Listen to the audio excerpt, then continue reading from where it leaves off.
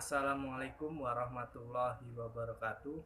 Perkenalkan, nama saya Eko Bayu Setiawan dengan NIM C0D0180033. Di sini saya akan menjelaskan tentang aspek fiskal dari aset lancar berupa kas dan setara kas dan investasi pada efek tertentu.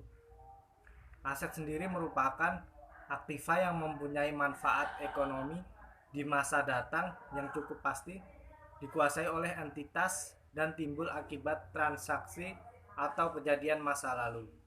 Aset mencerminkan kekayaan baik berwujud maupun tidak berwujud yang berharga atau bernilai pada sebuah perusahaan. Aset pada perusahaan terdiri dari aset lancar, aset tetap, dan aset tidak berwujud.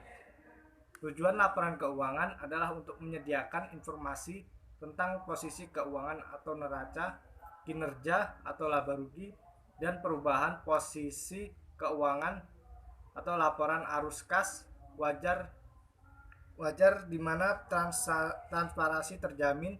Kewajaran laporan keuangan dapat bermanfaat untuk tujuan pengambilan keputusan manajemen. Jenis kas dan setara kas. Kas terdiri dari uang tunai, adalah uang kertas dan atau koin dalam mata uang rupiah yang dikuasai oleh pemerintah, termasuk di dalamnya uang tunai dan atau koin dalam mata uang asing. Saldo simpanan di bank adalah seluruh saldo rekening pemerintah di bank, baik bentuk rupiah maupun mata uang asing, yang setiap saat dapat ditarik atau digunakan untuk melakukan pembayaran. Sedangkan setara kas adalah investasi jangka pendek pemerintah yang siap dicairkan menjadi kas, beban dari risiko perubahan nilai yang signifikan, serta mempunyai masa jatuh tempo 3 bulan atau kurang terhitung dari tanggal perolehannya. Yang kedua, konsep pembukuan tabungan. Tabungan adalah suatu simpanan uang yang berasal dari pendapatan yang tidak digunakan untuk keperluan sehari-hari maupun kepentingan lainnya. Simpanan uang dapat digunakan dan diambil kapan saja tanpa terikat oleh perjanjian dan waktu.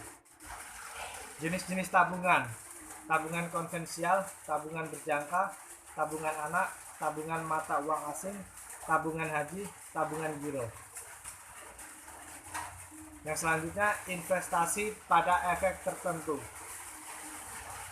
Efek menurut SAK etap adalah surat berharga, yaitu surat pengakuan utang, surat berharga komersil, saham, obligasi, tanda bukti utang, unit penyertaan kontrak, investasi kolektif, kontrak berjangka atas efek, dan setiap derivatif dari efek.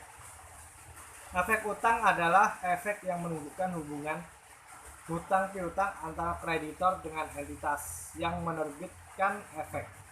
Efek ekuitas adalah efek yang menunjukkan hak kepemilikan atas suatu ekuitas atau hak untuk memperoleh, misalnya waran atau opsi beli, atau hak untuk menjual, misalnya opsi jual, kepemilikan tersebut dengan harga yang telah atau akan ditetapkan. Selanjutnya, jenis pengelompokan efek utang maupun ekuitas. Dimiliki hingga jatuh tempo ada 3. Yang pertama, dimiliki hingga jatuh tempo. Efek yang dimiliki hingga jatuh tempo adalah suatu efek hutang atau efek ekuitas yang bertujuan dimiliki hingga jatuh tempo. Yang kedua, diperdagangkan atau trading. Efek yang dibeli dan dimiliki untuk dijual kembali dalam waktu dekat harus diklasifikasikan dalam kelompok. Efek dalam kelompok diperdagangkan biasanya menunjukkan frekuensi pembelian dan penjualan yang sangat sering dilakukan. Yang ketiga, tersedia untuk dijual, available for sale. Efek yang tidak diklasifikasikan dalam kelompok diperdagangkan dan dalam kelompok dimiliki hingga jatuh tempo harus diklasifikasikan dalam kelompok tersedia untuk dijual. Yang selanjutnya, pengertian ekuitas menurut PSAK nomor 21 menyatakan bahwa ekuitas sebagai bagian hak pemilik dalam perusahaan harus dilaporkan sedemikian rupa sehingga memberikan informasi mengenai sumbernya secara jelas dan disajikan sesuai dengan peraturan perundang-undangan dan akta pendiriannya yang berlaku. Tujuan penyajian ekuitas adalah pelaporan informasi ekuitas pemegang saham adalah menyediakan informasi kepada yang berkepentingan tentang efisiensi dan kepengurusan manajemen. Tujuan lainnya adalah menyediakan informasi tentang riwayat serta prospek investasi pemilik dan pemegang ekuitas lainnya.